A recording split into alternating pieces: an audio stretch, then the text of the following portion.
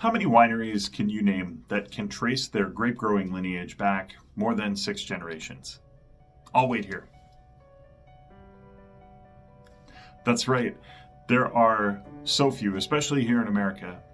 You get more when you go to Europe, but more than 6 generations, let alone 15 generations. We're talking about Bodegas Valdelana in the Rioja Alavesa today. They are in the town of Elciego. Unique to the world, they are right next to 2 other historic properties, Bodegas Muriel and Marqués de Riscal. Marqués de Riscal is the fabulous Frank Gehry designed museum and hotel and Michelin star restaurant and all of that.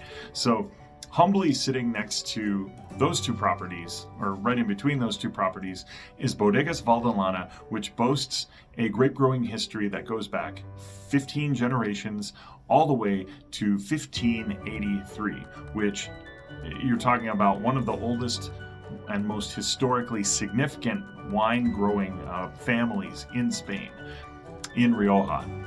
They have amassed 250 acres of vineyards across something like 57 different vineyard sites.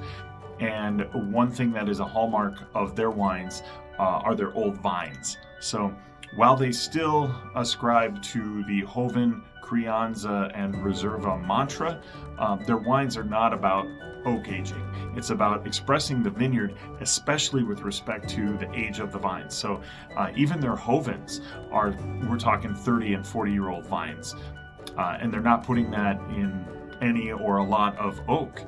So you've got Crianzas from 40 to 60-year-old vines, and then you've got Reservas from 70-plus-year-old vines. They even have within their holdings vines that are 100 or 120 years old, which would be the first post-phylloxera plantings. So the first vines that got grafted onto American rootstock post-phylloxera and are growing and are under their custodianship. And you want to talk about, we're talking about Rioja Alavesa, where it's chalky clay soil, it's elevation, it's closer to the Sierra Cantabria, so elegant, pure wines, but these wines are not understated. Because of the age of those vines, the fruit is so concentrated. And we represent 5 wines from them that we brought in on the start. The Familia Valdelana line, which is a blend of across their vineyard sites, meant to represent the best of what they do across all of their sites. So we have their Cosecha, or their Joven Tempranillo, we have their Crianza, and we also have their Reserva from the Familia line. And these wines are so prototype for Alavesa. Again, it's not the high alcohol jammy style of Rioja Oriental, what used to be called Rioja Baja, and they're not the deeply tannic or structured or oaky wines of the Rioja Alta. These are very pure, they're elegant, and I think a real great bridge between the old school and sort of the very new modern school of say Bodegas Altun, which is not far from them.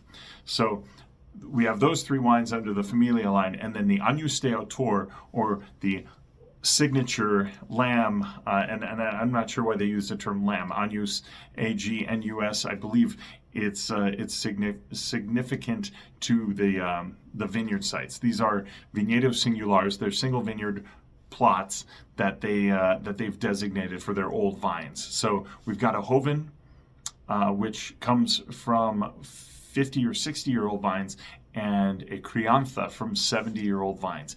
Deeply concentrated, pure fruited, but again, built to age. The wines have great structure, intensity, acid, and a great minerality from that chalky soil. So these are super fun wines, very pure. I think they'll be a favorite of yours, especially if you're a foodie. These wines will shine, especially with things like winter stews and braised lamb as fall comes on. So enjoy the wines of Bodegas Valdelana, one of the most historically significant properties in Rioja that we are one of only 3 importers in the U.S. to work with. So cheers.